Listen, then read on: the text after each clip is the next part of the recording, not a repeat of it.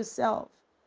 Have you seen that it can be quite difficult when you have told yourself that you actually want to achieve something and you look back and you say, what? I said I was actually going to do this some months ago. I said I was actually going to do this some weeks ago. How is it so difficult that you're not able to actually do those things that you've told yourself to do? It all boils down to self-discipline.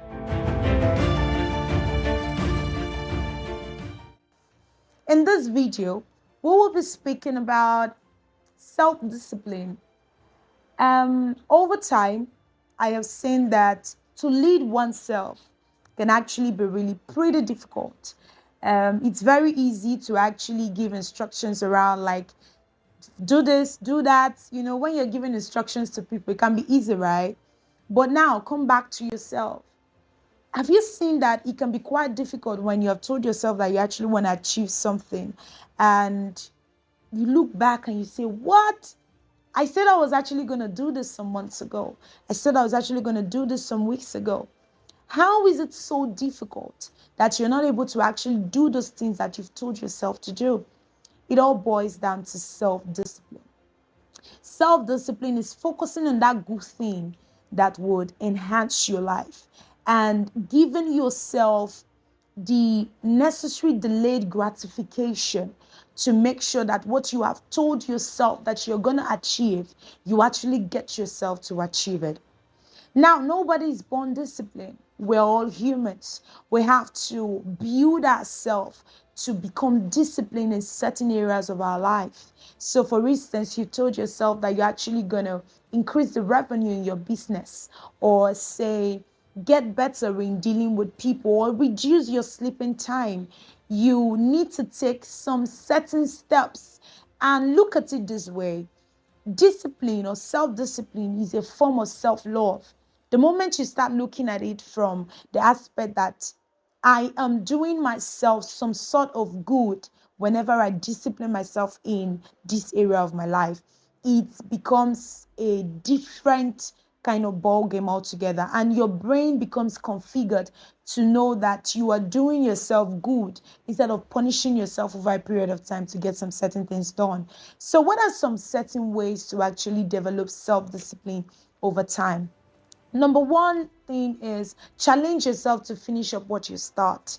When you tell yourself that I am going to finish up what I start, it gives your entire body system the view of the end in mind. But it will start with finishing up some little things.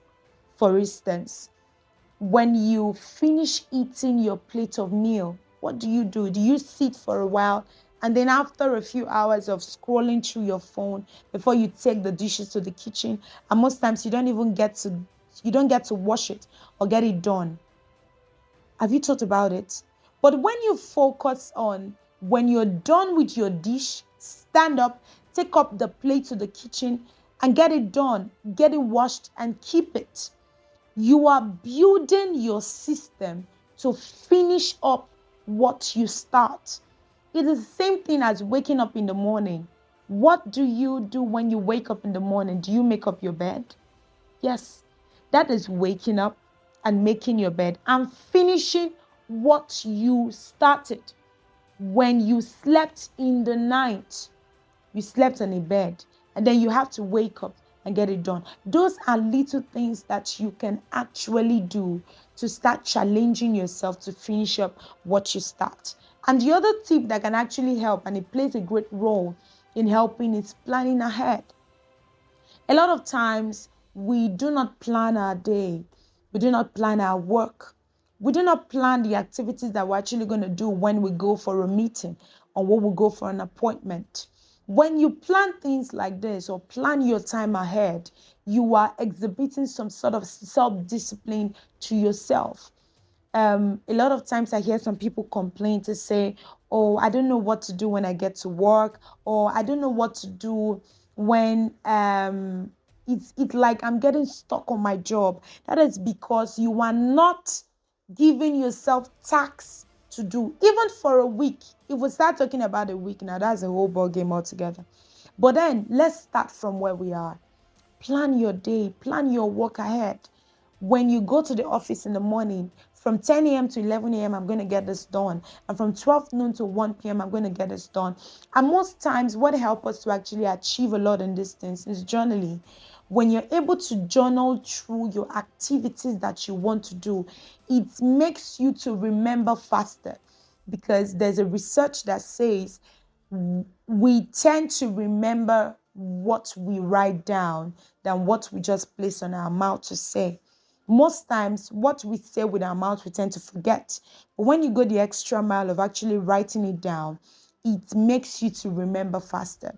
So these are some sort of self-discipline that you can actually start breeding on yourself over time to actually do. And the other thing too, I would encourage you to do is design your environment to make it easier for you to actually achieve what you've told yourself that you want to do. Remove every sort of temptation. So, for instance, you've told yourself that you actually want to wake up early to do a meditation. You wouldn't want to put your phone by your side, knowing that over time, when you wake up in the morning, the first thing that you actually hold in your hand is your phone.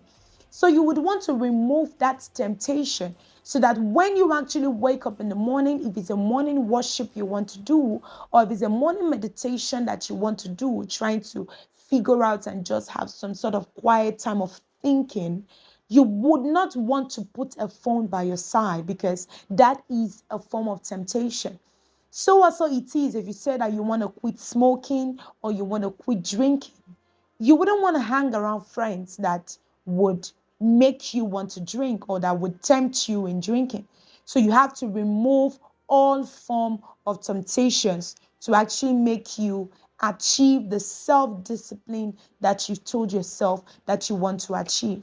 And then another thing I would like to share is for you to actually focus on progress and not perfection.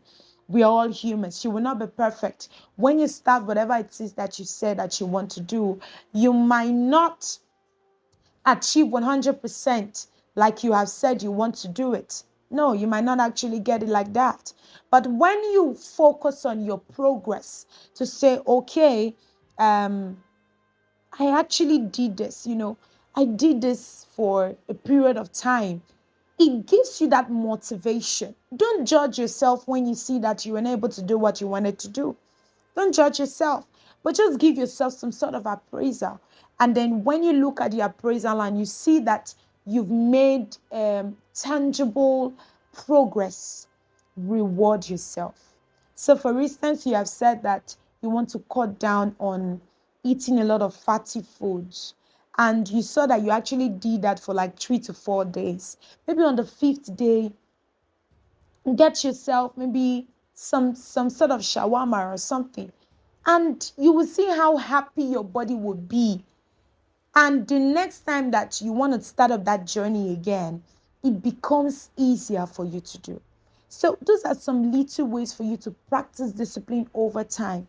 And before you know it, you begin to have a lot of wins on your wins columns than the losses on your losses columns of life.